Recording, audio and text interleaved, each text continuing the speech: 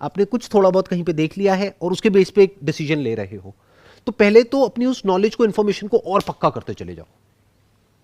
You must have a clear cut explanation and logic behind whatever you are saying. तब हम कह सकते हैं कि अब आपका कन्विक्शन एक्चुअल में स्ट्रांग है. इनफैक्ट कॉन्फिडेंस और कन्विक्शन आता कहां से है, कभी सोचा है? जैसे किसी भी फील्ड से रिलेटेड कोई इंसान होता है, उसमें बहुत कॉन्फिडेंस होता है, किसी में कम होता है. Knowledge and experience and data and information backed by research, backed by what is actually going on in the market, not कि जैसा हमको लगता है. दोनों में बड़ा फर्क है. हम उसके बेस पे कि जैसा हमको लगता है कुछ भी प्लान बना लेते हैं, उस प्लान पे टिके रहते हैं, अपने प्लान को चेंज नहीं करते हैं और कहते हैं कि हमारे अंदर पेशेंस है. फिर 5 साल बाद कुछ नहीं होता है. अब फिर हम ना यहां के रहते हैं ना वहां के रहते हैं. 90% से ज्यादा बिजनेसेस फेल हो जाते हैं 5 साल के अंदर अंदर.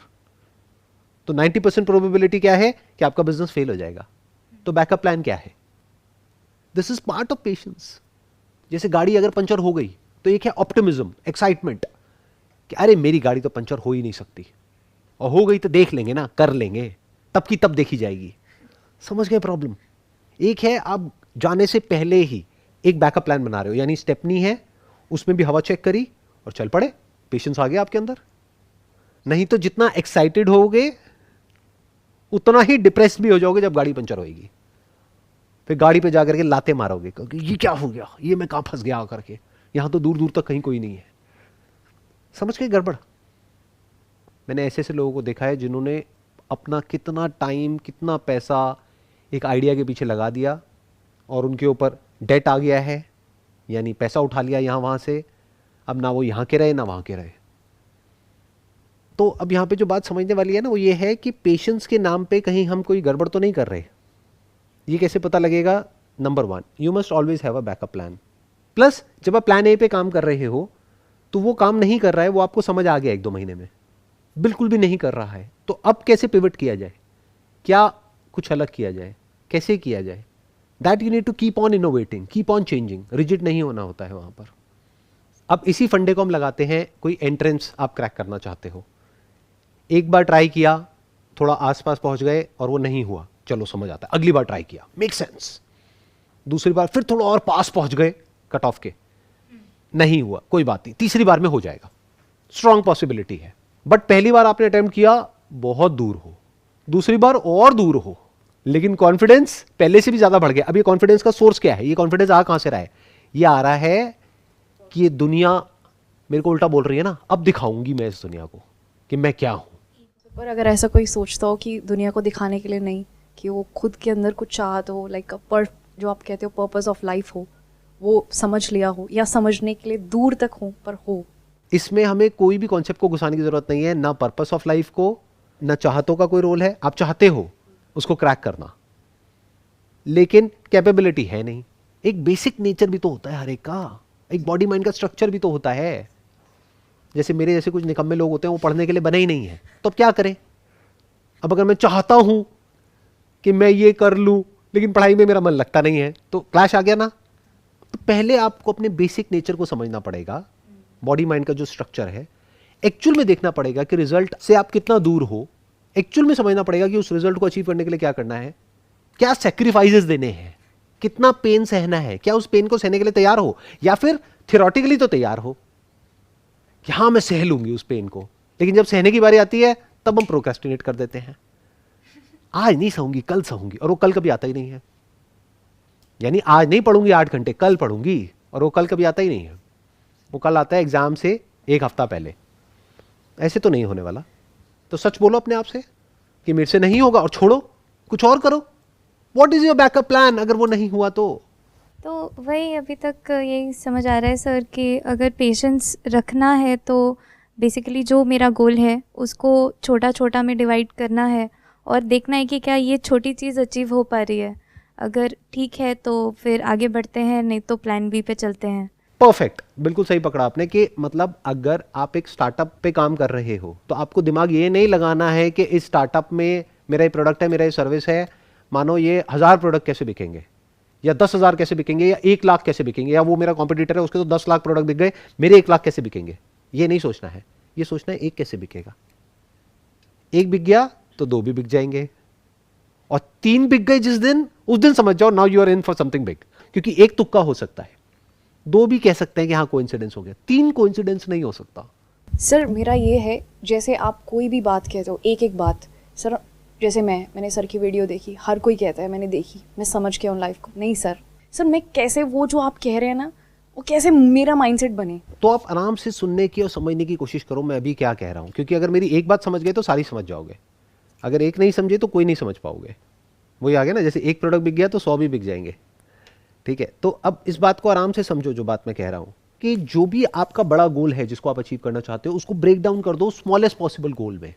जब तक वो गोल अचीव नहीं होता है तब तक आपको इम्पेशेंस चाहिए, ताकि आप फटाफट हसल करो, चेंजेस लाओ, अलग अलग चीजें ट्राई करो, कभी ये किया कभी वो किया कभी वो किया। You must be impatient, hop करो फटाफट, ये नहीं हो रहा तो वो करके देखो, वो नहीं हो रहा तो वो करके देखो, इसको अलग तरीके से करके देखो, फिर ये देखो फिर वो देखो।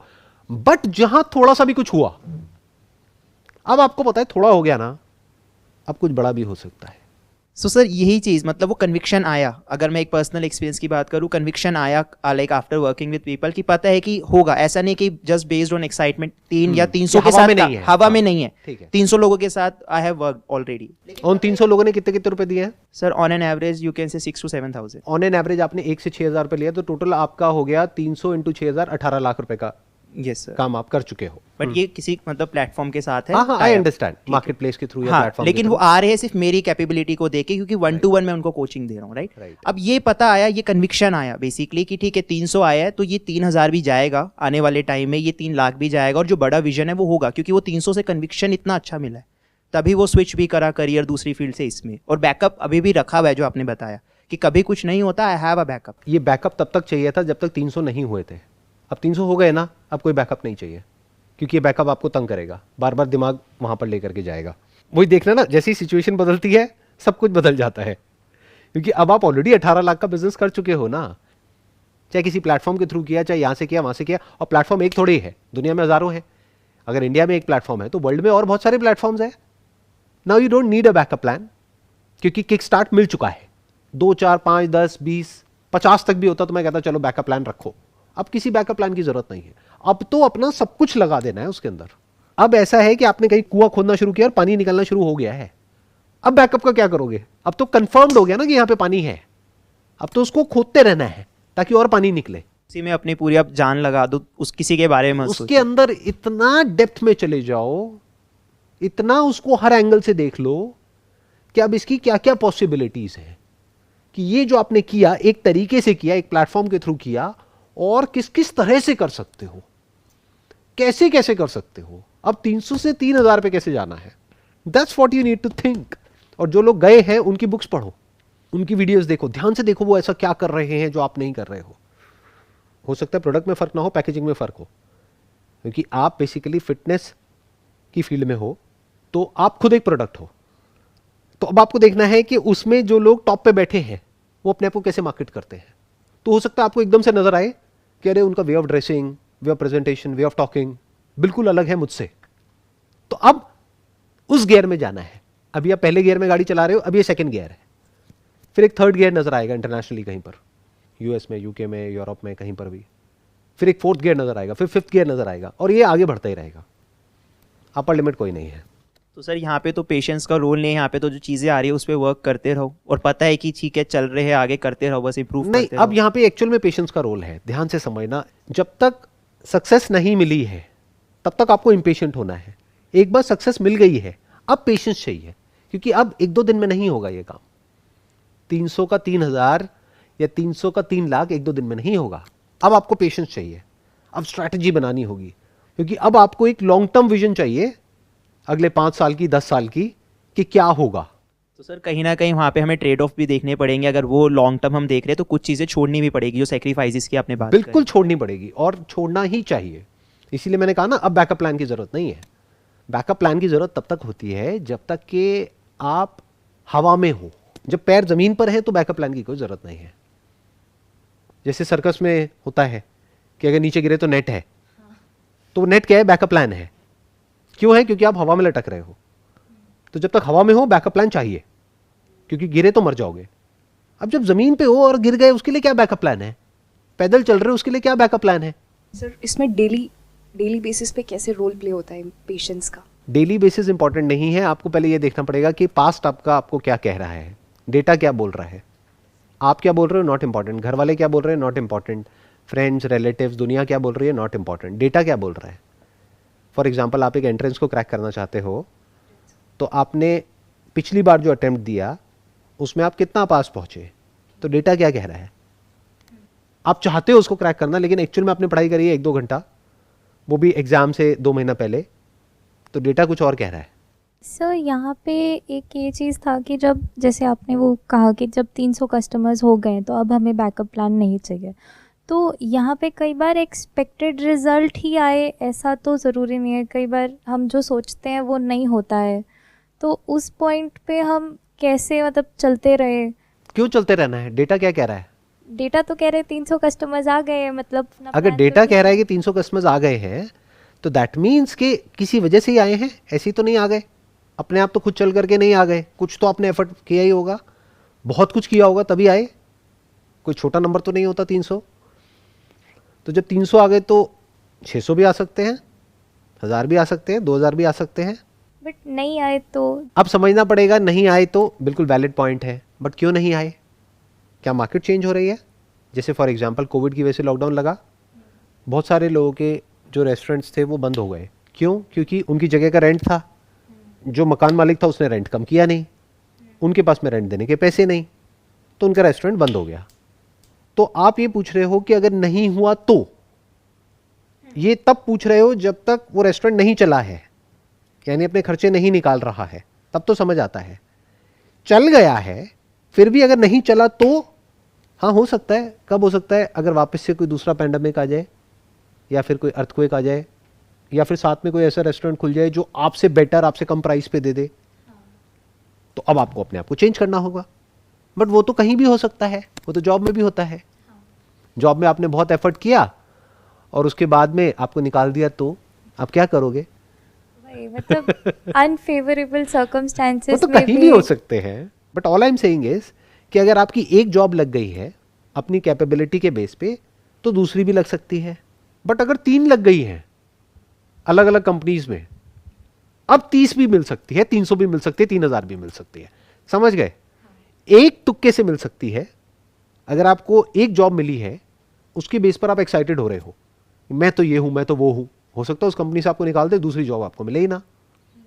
तो अभी ज्यादा पेशेंस नहीं चाहिए, अभी अपने आप को आजमाना है, सेटल नहीं हो जाना है। लोग ये गड़बड़ कर बैठते हैं, फिर बाद में बुरी तरीके से फंसते हैं। ये टाइम सही है अपने आप को आजमाने का। क्यों? क्योंकि अभी शादी नहीं हुई है, बच्चे नहीं हुए हैं, तो अपने आप को आजमाओ। यानी एक कंपनी में काम करो 1 साल तक, इमीडिएटली सेकंड के लिए ट्राई करो, वहां पे 1 साल काम करो, फिर थर्ड के लिए ट्राई करो, फिर जाकर के 25, 26, 28 साल की एज में जाकर के कहीं पे सेटल हो जाओ। क्योंकि आपको अब टेंशन नहीं है, क्योंकि आपकी तीसरी या चौथी जॉब है। आपको पता है अच्छा 3 मिल गई ना, 3 जगह हो गया ना, तो 30 भी हो सकता है, 300 भी हो सकता है। समझ गए ना इस फंडे को हमने कैसे वहां पे अप्लाई किया? बट आप एक जॉब के भरोसे बैठे हो, आपने कहा नहीं अब तो जीना यहां मरना यहां, और एक्चुअल में 15 साल बाद उन्होंने आपको निकाल दिया। अब दूसरी जॉब मिलती कैसे है वो आपको पता ही नहीं।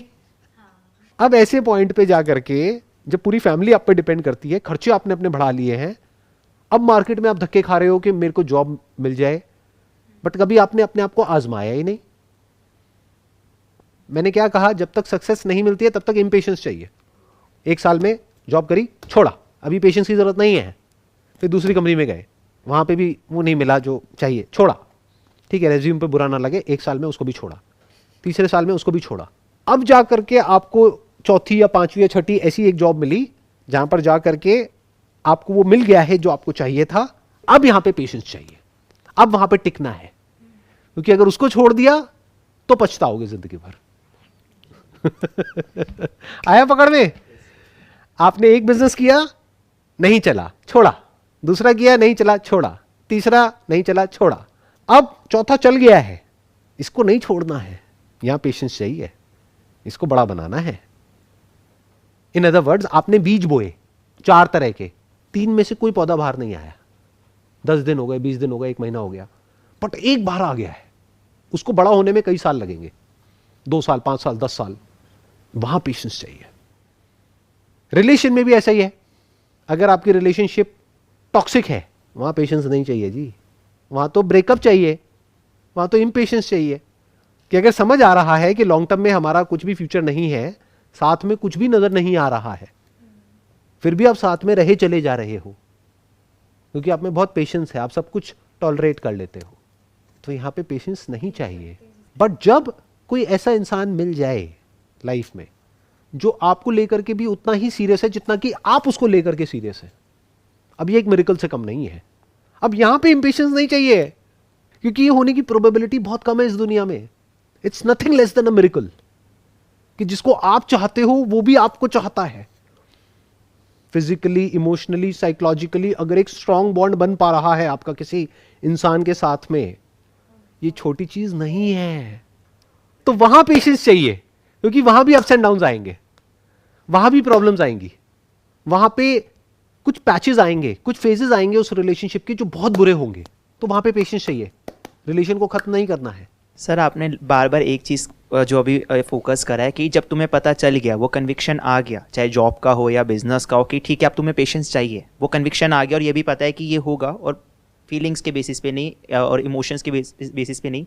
और जैसे बिजनेस जैसे आप कर रहे हो तो आपको पता है कुछ लो फेजेस भी आते हैं जहाँ पे डाउन हो रहा है बिजनेस, राइट, ग्रोथ कम हो रही है, और वहाँ पे तुम अडेप्ट करोगे, देखोगे, चेंज कर रहे हो चीज़ों को, लेकिन वो थोड़ा टाइम लेती है, एकदम से नहीं होता। अगर कोई मार्केट में चेंज आया है, कुछ भी ऐसा, तो उस टाइम पे अपने आप को इवॉल्व तो कर रहे हैं, लेकिन इवॉल्व के टाइम पे पेशेंस चाहिए। तो क्या ऐसा अपने आप को बोले, क्योंकि कभी कभी वो कह तो रहे हाँ पेशेंस चाहिए और अडेप्ट कर रहे, टाइम लग रहा है, लेकिन उस टाइम पे माइट भी वो फाइनेंशियली या कुछ भी चीज़ें जो अफेक्ट कर रही है, तो उस टाइम पे क्या कर सकते हैं? उस टाइम पे दो चीज़ों का ध्यान रखना है। एक कि बुरे वक्त के लिए पहले से तैयार रहना है। आप एक बिजनेस कर रहे हो, आज आप कह रहे हो कि मेरे 300 कस्टमर्स हो गए और 6,000 रुपये मैंने लिए, 18 लाख रुपए यहाँ से लिए, बाकी प्लेटफॉर्म ने ले लिए, थोड़ा बहुत आपको मिल गया। तो इसको पैसे को उड़ाना नहीं है, जोड़ लो, फालतू का खर्चा नहीं करना है क्योंकि ये हमेशा के लिए रहने वाला नहीं है, अप एंड डाउन चलता रहेगा। फाइनेंशियल फ्रीडम जिसकी मैं बात करता हूँ वो ये नहीं है कि आपको बहुत पैसा आने लग जाएगा। बहुत पैसा क्या होता है, बहुत लोग हैं उनके पास बहुत पैसा आता है, उनके खर्चे भी बहुत होते हैं। तो फाइनेंशियल फ्रीडम का मतलब ये है आपके खर्चे कम से कम, कमाई ज़्यादा से ज़्यादा। बट अगर कमाई जीरो भी हो जाए तो आपकी इतनी सेविंग्स है कि उस सेविंग से जो इंटरेस्ट आ रहा है वो आपके खर्चों को पूरा कर रहा है, तब कह सकते हैं फाइनेंशियली फ्री हो। सर ये तो फाइनेंशियल एस्पेक्ट हो गया, लेकिन पर्सनल लेवल पे जो इमोशंस लेवल पे एक हम डाउन फील कर रहे होते हैं, लेकिन कन्विक्शन होती है तो वो चलता रहेगा, लेकिन उस डाउन फेज को कैसे अप करें? ठीक है फाइनेंशियली बैकअप प्लान है, that is what I am saying. ये जो आप इमोशनली डाउन फील करते हो उसके पीछे एक रीज़न होता है। रीज़न क्या होता है? या तो आपके अंदर जो ग्रीड है उसकी वजह से आप डाउन फील कर रहे हो कि लाख रुपए महीने का आ रहा था, माना बंद हो गया, तो लालच का तो कोई अंत है ही नहीं। वो तो अगर आप 20 लाख रुपए महीने का भी कमाने लग जाओगे, 1 करोड़ रुपए महीने का भी कमाने लग जाओगे, जब किसी महीने में 1 करोड़ की बजाय 80 लाख आएगा तो आप रोने लग जाओगे। ऐसे बहुत लोगों को देखता हूं मैं अपने आसपास में, जब देखो रोते ही रहते हैं। उनको बोलो क्या दिक्कत है तुम्हें, महीने का 5-10 लाख रुपए कमा तो रहे हो, फिर भी रो रहे हो। नहीं नहीं, वो पिछले महीने ना मेरी इतनी सेल हुई थी, इस महीने इतनी हो गई। तो तेरे को कोई दिक्कत हो रही है किसी तरह की? बच्चों की फीस देने में दिक्कत है, घर खर्च की दिक्कत है, कोई दिक्कत है? नहीं, कोई दिक्कत नहीं है, फिर रो क्यों रहा है? तो पहले तो ग्रीड को इन चेक रखो। Your life must not be driven by greed. If it is driven by greed, it is driven by emotions. और अगर वो इमोशन से ड्रिवन है आपकी लाइफ तो अप्स एंड डाउन चलेंगे। तो पेशेंस की बातें होंगी, बट पेशेंस कहीं नहीं है। 1 मिनट में एक्साइटेड हो जाओगे, 1 मिनट में डिप्रेस हो जाओगे। बिजनेस में you have to be very very practical. Business हो, जॉब हो, even in relationship for that matter. देखो तीनों चीजों को मैंने कैसे कनेक्ट कर दिया, बिजनेस, जॉब और रिलेशनशिप। तीनों में फंडा सेम है। एक्साइटमेंट के बेस पे डिसीजन नहीं लेना है, ग्रीड के बेस पे नहीं लेना है, फियर के बेस पे नहीं लेना है। आपको हमेशा प्रैक्टिकल रहना है। तो प्रैक्टिकल का मतलब क्या होता है? नंबर 1, बुरा वक्त आए तो उसके लिए पूरी तरीके से तैयार हो जाओ, तो झटका नहीं लगेगा, इमोशंस में उथल पुथल नहीं होगी। आप चाहे जॉब में हो चाहे बिजनेस में हो, अगर आपके पास में अगले 1 साल की या 2 साल की सेविंग्स हैं तो इतना बड़ा झटका नहीं लगेगा। जितना बड़ा तब लगेगा जब आपके सर पे कर्जा है, घर का लोन, गाड़ी का लोन, इसका लोन, उसका लोन, और जॉब भी चली गई। इसे बोलते हैं झटका। अब होएगा इमोशंस में उथल पुथल। ये क्या है? Lack of planning, lack of understanding of the future. एक तरफ से इमोशनल स्टेबिलिटी के लिए आपको क्या चाहिए? आपको सिक्योरिटी चाहिए। वो सिक्योरिटी मिलती है प्लानिंग से, सेविंग्स से। तो ये जो हमारे इंडिया में सेविंग्स माइंडसेट है, ये बड़ा कमाल का माइंडसेट है। वेस्ट में कंजम्पशन माइंडसेट है और हम सब उनको देख करके कॉपी कर रहे हैं। हम सबका भी माइंडसेट धीरे धीरे कंजम्पशन माइंडसेट होता जा रहा है। बड़ा खतरनाक है माइंडसेट। जैसे मेरी लाइफ का एक सिंपल सा फंडा रहा है, आज से नहीं शुरू से ही, कि गाड़ी लेनी है तो डाउन पेमेंट पे लेनी है, फाइनेंस नहीं करानी, सर पे 1 रुपए का भी कर्जा नहीं रखना है किसी भी तरह का, तो कोई लोड भी नहीं है। अब उल्टे पुल्टे मैं रिस्क उठा रहा हूँ, मैं ये कर दूंगा, मैं वो कर दूंगा, यहाँ से लोन ले लिया, घर गिरवी रख दिया, ये कर दिया, वो कर दिया, तो फिर पेशेंस कहाँ है वहाँ पर, इमोशनल स्टेबिलिटी कहाँ है वहाँ पे? तो आप फड़फड़ाए हुए हो, डरे हुए हो, भाग रहे हो पागलों की तरह, सही डिसीजन कैसे लोगे? तो पेशेंस की जो फाउंडेशन है वो क्या है? Proper planning. अगर ये होगा तो माइंड आपका वैसे ही पीसफुल होगा, बट इतना भी माइंड पीसफुल नहीं हो जाना चाहिए कि आप कुछ करो ही ना, आप कहो अब तो सेविंग्स पड़ी तो है, क्या फर्क पड़ता है, तो आप बिजनेस से आउट हो जाओगे, you will become redundant. Business में लोग टाइम के साथ साथ में अगर अपने आप को नहीं बदलते हैं तो वो आउट हो जाते हैं। तो एक तरफ से आपके अंदर एक अर्ज है अपने आप को अपडेट करते रहने की, जो आप काम कर रहे हो उसको अपडेट करते रहने की, उसको सीखते रहने की, उसमें आगे बढ़ते रहने की, उसमें ग्रो करते रहने की, but that is not driven by greed, that is driven by the passion of growing. यहां से एनर्जी जनरेट करो। आपको मजा आना चाहिए ग्रो करने में, गलतियां करने में, उससे सीखने में, फिर कुछ नया इंप्लीमेंट करने में, अपने आप को बेटर बनाने में, यहां से एनर्जी मिलनी चाहिए। यहां से नहीं कि मेरे पास इतना पैसा आ रहा है, उतना आ रहा है, उससे क्या फर्क पड़ता है? कभी कम आ जाएगा, कभी ज्यादा आ जाएगा, कभी आ जाएगा, कभी चला जाएगा। अब इस काम में मेरे को पैसा मिल रहा है या मेरा पैसा जा रहा है? अभी ये जो काम चल रहा है जा रहा है सर, लेकिन पैशन के लेवल पे कोई कमी नजर आ रही है मेरे अंदर? तो पैसा जा रहा है तो मैं खुश क्यों हो रहा हूं, मैं हंस क्यों रहा हूं? क्योंकि सर पर्सनल लेवल पे वो अफेक्ट नहीं कर रहा, आपने इतना कर रखी है, प्लानिंग कर रखी है वो सारी चीज़ें कि ठीक है अगर यहाँ पे जा रहा है, वो जा रहा है इसलिए क्योंकि वो मुझे एक हैप्पीनेस दे रहा है, फीलिंग दे रहा है, और ऐसा नहीं है आपका जा रहा है पैसा, वो हमें लग रहा है जा रहा है, आपके हिसाब से वो प्लानिंग है, इसके लिए भी आपने अपना प्लान कर रखा है कि इतना मेरा यहाँ पे एलोकेट होगा और this is something I like to do. तो इस हिसाब से अगर मान लो अभी आपका बिजनेस में उतना पैसा हो ही ना, इसकी प्लानिंग के लिए ना हो, तो आप जितना मर्जी पैशनेट हो तब भी नहीं कर पाओगे। एग्जैक्टली, वन इज प्लानिंग, कि ये जो मैंने प्लानिंग कर रखी है उसकी वजह से मैं पीसफुली ये सेशन कर पा रहा हूं। अगर मैंने कोई फाइनेंशियल प्लानिंग नहीं करी होती लाइफ में तो ये मैं करने का सोच भी नहीं सकता, करना तो बहुत दूर की बात है। ये जगह मेरी अपनी नहीं है, रेंट पे है, तो आप समझ पा रहे हो ना, और हर चीज़ के पैसे लगते हैं जो भी कुछ हो रहा है यहाँ पे, तो उस सब की प्लानिंग कर रखी है। जैसे एक इंसान एक प्लानिंग करता है कि मैंने इतना पैसा कमाया तो इसमें से 10% भगवान के नाम पे, ऐसे ही मैंने अपनी एक प्लानिंग कर रखी है कि इतना पैसा यहां पर, यहां से क्या आएगा? कुछ नहीं आएगा। क्या मिलेगा? सेल्फ ग्रोथ मिलेगी, कुछ सीखने को मिलेगा। कहते हैं to teach is to learn twice. तो आपको लग रहा है कि मैं आपको कुछ सिखा रहा हूं, अरे मैं तो खुद सीख रहा हूं, मुझे आपकी क्या पड़ी है? सीखना है नहीं सीखना वो तो आपके हाथ में है ना, कितना सीखना है कितना नहीं सीखना वो आपके हाथ में है, that is not my department. मुझे क्या मिल रहा है वो मुझे तो वो देखना है। जब मैं सेशन में आया था तो मुझे थोड़ी पता था कि आप ऐसा कोई टॉपिक लेकर के आओगे, तो वो टॉपिक आया, उससे रिलेटेड क्या आने वाला है अंदर से वो मुझे खुद ही नहीं पता था, लेकिन देखो कितना कुछ आया। अब ये सब आपको दुनिया की किसी बुक में नहीं मिलेगा। मतलब ये सब क्या है? ओरिजिनल है, कोई थ्योरेटिकल नहीं है कि कहीं से पढ़ लिया याद करके कुछ स्पीच दे रहा हूं, सब कुछ स्पॉन्टेनियस है। तो इसका मतलब मैं ग्रो कर रहा हूं ना, ये मेरी लाइफ के लिए इंपॉर्टेंट है। पैसा आया गया, प्रॉफिट लॉस, अरे ये तो चिंदी लोगों की बातें हैं। Maybe a passion of living you have. Passion to live. And what is life? Life is all about exploring possibilities of yourself. कि देखता हूं मैं कहां तक जा सकता हूं। इसीलिए आप देखोगे मेरे सेशंस में, मेरे चैनल पर आपको कोई पैटर्न नजर नहीं आएगा। जैसे कुछ लोग हैं यूट्यूब पे, उनके चैनल पे एक पैटर्न नजर आएगा, जो 10 साल पहले कर रहे थे आज भी वही कर रहे हैं, वैसे ही कर रहे हैं, सब कुछ सेम है। क्योंकि जैसे कुछ अलग करते हैं लोग गालियां निकालते हैं, लोग कहते हैं नहीं नहीं नहीं नहीं हमें ये नहीं चाहिए, हमें तो वही चाहिए। तो वो लोग इन लोगों के गुलाम है, ऑडियंस के गुलाम है। मैं किसी के बाप का गुलाम नहीं हूं। मेरे को आप देखोगे जो अंदर से आता चला जाता है वो करता चला जाता हूं। जैसे जैसे आता चला जाता है कि नहीं अब इसमें हो गया, छोड़ दिया। जैसे पहले एक लाइफ चेंजिंग सेमिनार करता था, छोटे से वहां से शुरू किया, फिर एक ऑडिटोरियम में किया, वो जगह कम पड़ने लग गई। फिर मैंने कहा यार अब ये बहुत हो गया, उसमें सेम कंटेंट होता था तो मैं बोर हो गया था। मैंने कहा लोगों को तो बहुत मजा आ रहा है, मुझे मजा नहीं आ रहा, सेम कब तक करता रहूंगा।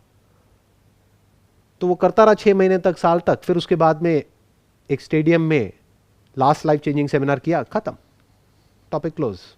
उसके बाद जो भी कुछ किया उस सब में अलग है, हर सेशन में अलग कंटेंट है। इस तरह से सोचना होता है कि what is the main focus area of your life. अगर मेरे लिए मेन फोकस एरिया होता ऑडियंस, तो ऑडियंस तो मुझे मिल रही थी लाइफ चेंजिंग सेमिनार से। आज भी लोग बोलते हैं सर वही करो, उसमें मजा आएगा। कहाँ यहाँ 2-3 लोगों के साथ बैठ करके बातें कर रहे हो, इसमें हमें मजा नहीं आ रहा। अरे मजा नहीं आ रहा तो भाड़ में जाओ ना, कौन कह रहा है तुम्हें देखने के लिए? अनसब्सक्राइब करो, पता है ना एक बटन होता है नीचे अनसब्सक्राइब का, वो करो और जाओ, सीधी बात। बट मुझे तो मजा आ रहा है, तो मैंने किसी का ठेका लिया हुआ है। समझ गए पॉइंट? क्यों हो पा रहा है ये सब कुछ? क्यों? क्योंकि फंडे क्लियर है लाइफ के। नंबर 1 प्लानिंग स्ट्रांग है। नंबर 2 फ्यूचर को देखना कि फ्यूचर में क्या जरूरत है, कि ये सब जो अभी हो रहा है फ्यूचर में इसकी लोगों को क्या जरूरत है, आने वाले 5 साल बाद, 10 साल बाद, 20 साल बाद, 100 साल बाद। मैं तो वहां देख रहा हूं, मेरा इंटरेस्ट सिर्फ ये 1-2 साल 5 साल पे नहीं है, मैं तो ये देख रहा हूं 100 साल बाद दुनिया में कितनी जरूरत होगी इस तरह के कुछ की, जहां पर डायरेक्ट बात उनको समझने को मिलेगी, बीच में कोई ठेकेदार नहीं है, जैसे धर्म के ठेकेदार होते हैं ना, बीच में मीडिएटर आ जाते हैं। No mediator of any kind, direct 500 साल बाद भी कोई बंदा बैठा होगा डायरेक्ट देखेगा जो देखेगा। इस तरह से जब आप चीजों को समझ लेते हो, यानी your life is not driven by greed और फियर। कोई देखता है देखे, नहीं तो भाड़ में जाए। फियर नहीं है, ग्रीड, क्या चाहिए, क्या दोगे, कुछ नहीं चाहिए। लेकिन एनर्जी में अभी भी कोई कमी नहीं है, पैशन में अभी भी कोई कमी नहीं है। समझ पा रहे हो किस तरह से मैं चीजों को एक्सप्लेन कर रहा हूं? I am not just telling you to do it. एक थ्योरेटिकली कोई कुछ बोल रहा है और खुद कुछ और कर रहा है। I am doing it, I am actually living it. तो ये मत देखो कि मैं क्या बोल रहा हूं, ये देखो कि मैं जी कैसे रहा हूं। आपको सब कुछ समझ आ जाएगा। एक स्टेज ऐसी आ जाती है लाइफ में जिसके बाद में पेशेंस का भी कोई रोल नहीं होता है, क्योंकि पेशेंस में इट इज इंप्लाइड कि टाइम है, but once you are free from time तो पेशेंस भी नहीं चाहिए। Now I don't need patience. For example, ये जो मैं अभी कर रहा हूं, इसके लिए अगर मुझे कोई एक्सपेक्टेशन है कि इसको करके ये होगा 1 साल बाद, 2 साल बाद, 5 साल बाद, 10 साल बाद, तो पेशेंस चाहिए ना। अगर कोई एक्सपेक्टेशन ही नहीं है तो, जैसे मंदिर में जाते हो पूजा करने, तो वो 2 तरह की होती है ना। एक तो हाथ जोड़ करके कुछ मांग रहे हो भिखारियों की तरह, हे भगवान मुझे ये चाहिए, वो चाहिए, वो चाहिए, वो चाहिए। अगर मांग लिया तो पेशेंस चाहिए। अगर कुछ मांगा ही नहीं, जा करके थैंक्स करके आ गए तो